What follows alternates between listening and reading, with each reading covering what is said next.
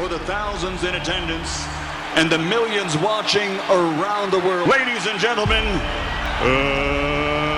let's get ready to rumble!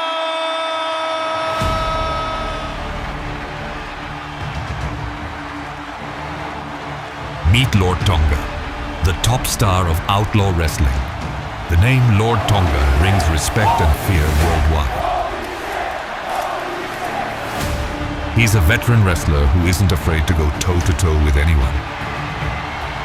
His motto is, no one is safe, and he makes sure he follows it.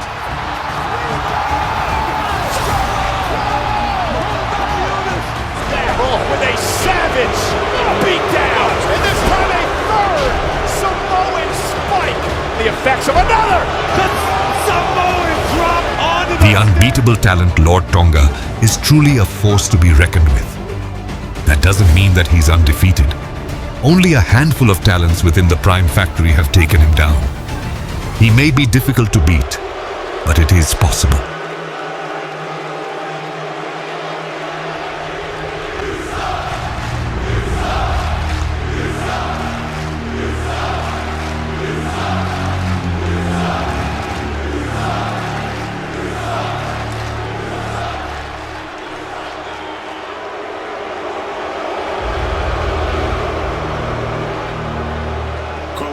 You're free to speak your mind with T3, the Diamond in the Rough. I want to get your breakdown on what just happened in that last match. Yeah, so what we're seeing here is probably the end of the Mavericks' career. When you put down a lucrative deal that the Atlanta Falcons were trying to offer this young man, in hindsight, it never really made sense to put your body on the line like how they do in the wrestling. It genuinely made no sense, and this is probably one of the most likely outcomes of his career that was going to happen with wrestling. Wait. You trying to say that it's all over already? He just got started. He only been wrestling for what, 9-10 months? He was looking like a prodigy. There was something about this kid that you couldn't put your thumb on it, but he just has that it factor. But from the reports that we're getting, this man has 2 torn ACLs in both of his legs in one match. How does that happen? Against Lord Tonga, somebody that people really love too, but we can clearly see that the fans have turned on Lord Tonga. Man, it's going to get interesting from here because the people's favorite Maverick, the Maverick, is gone. Was it surreal? No. Actually, it was very, very, very real. And of course, again, having to pay his dues in front of the world, as soon as he's getting started, he gets terribly injured and taken off the roster. Destiny, really. You know, it's the old song, you have to go through hell before you get to heaven. It's been over years now. Now, truly for the first time, he has a chance to step out from the hell that he's been going through, because that's how badly he wanted to get back into the mix and on top. Welcome back to T3 Radio, and Primetime Maverick is back in full action. And it's been about 6 months since he debuted on Retaliation. He's fought so many opponents, he's already earned himself a title match against Jet Kushida, but Tolos Terror wants to be inside the mix, and when he was approached about who he would select, he rebelliously picked both opponents. He is a rebel. To this day, he's a rebel, but the rebel would never reach the top. The rebel will never get his due on his own merit if he doesn't go through pure, blatant, bloody hell. My God! Will somebody please, one time, give this talented man the platform that he deserves.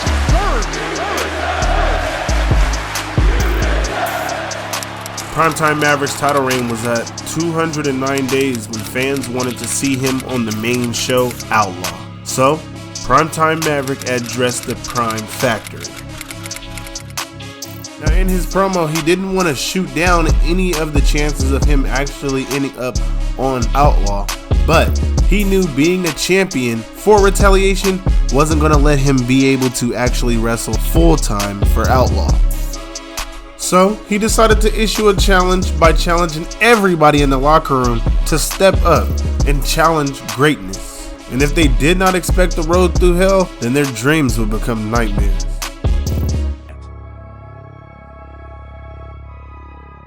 Primetime Maverick's title reign went on for another 147 days before a young talent by the name of Jay Wolf pinned Primetime Maverick. Oh my God, did y'all see that last match with Primetime Maverick and Jay Wolf? Like, if moving the needle was anything, now we got Lord Tonga making a surprise appearance on Retaliation.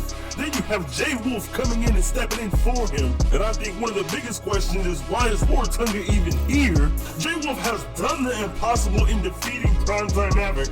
And for any of you guys that might be confused out there, Prime has a stipulation where you have to beat him in order to earn a title match. Jay now joins that short list of 3. Now we're gonna have to keep our eyes on Retaliation because now the build up to this championship match got a little intense. Jay Wolf got the first words in saying Retaliation isn't big enough for the 2 of them. And even though Primetime Maverick was an early inspiration for Jay Wolf, he's already eclipsed him. Jay Wolf says there's no other man more qualified to take that title from Prime. Prime respectfully bowed out, but he did mention one thing to the young Jay Wolf. He's not a draw. And even though Prime has a backup plan if he loses, Jay doesn't. Jay benefits from being in Retaliation. Retaliation benefits from Prime.